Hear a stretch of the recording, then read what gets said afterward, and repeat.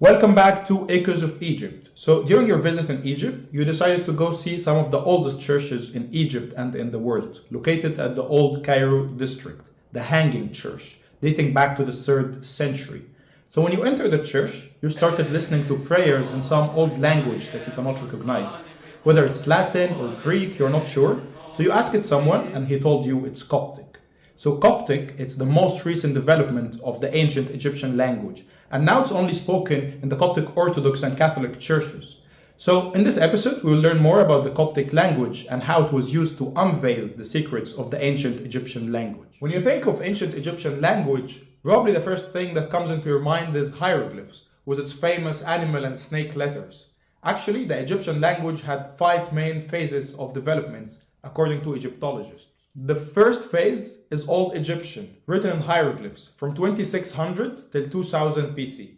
The second phase is Middle Egyptian, written in both hieroglyphs and in another form called hieratic, which is simpler to draw, from 2000 till 1350s BC.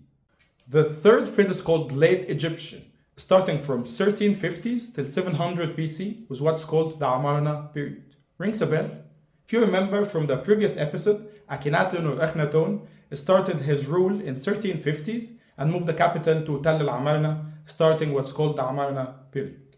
So under Akhenaten, the language was reformed, making what's written closer to what's spoken, thus making the writing more informal.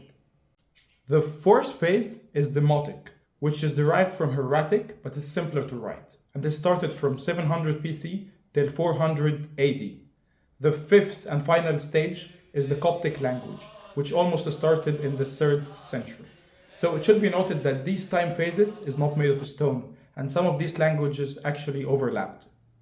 So let's take a look at this script from the Nag Hammadi library, found in Egypt and dates back to the 4th century. This is written in Coptic. Wait a second, where's the Egyptian? This looks Greek. Yep, this is Greek. Let me tell you a story. Alexander the Great invaded Egypt in 332 BC. After that, the Ptolemy dynasty started and lasted for almost 3 centuries. During this period, the Greek language, culture, and teachings were infused in the Egyptian society. Later on, with the beginning of Christianity in Egypt, almost all the Christian scriptures were written in Greek. Affected by all that, Egyptians found it easier to write their own language using Greek letters instead of Demotic. However, they found out that some sounds doesn't exist in Greek. That's why they took some Demotic letters having these sounds.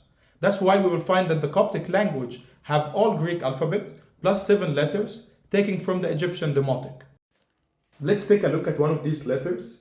Shai with the sound sh.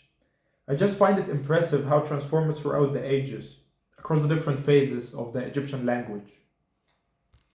A fun fact is that young Egyptians nowadays do the same as their ancestors, but with the Arabic language. They write or text in social media in Arabic, but using English letters. And then they add numbers for the sounds that doesn't exist in English. For example, the number 3 for the sound a, or number 7 for the sound ha. For example, the Arabic word hayawan can be written like this, and it means an animal. Egyptians kept speaking Coptic even after the Arab conquest in the 7th century, and the changing of the official language into Arabic. In the 11th century, the ruler of Egypt was called Al-Hakim Ba'amrillah. This guy was quite tough for both Muslims and Christians, even named by some scholars as the tyrant or the Nero of Egypt. He banned the speaking of Coptic even in homes. Some accounts say that he personally used to snoop on homes to find out if any families were speaking Coptic, and he would have their tongues cut off. The use of Coptic massively declined afterwards, except for some cities and towns in the south of Egypt who kept speaking Coptic till the 17th or the 18th century. Nowadays, Coptic is only spoken in Coptic church prayers. Let's see how Coptic played a role to unveil the secrets of the ancient Egyptian language and hieroglyphs.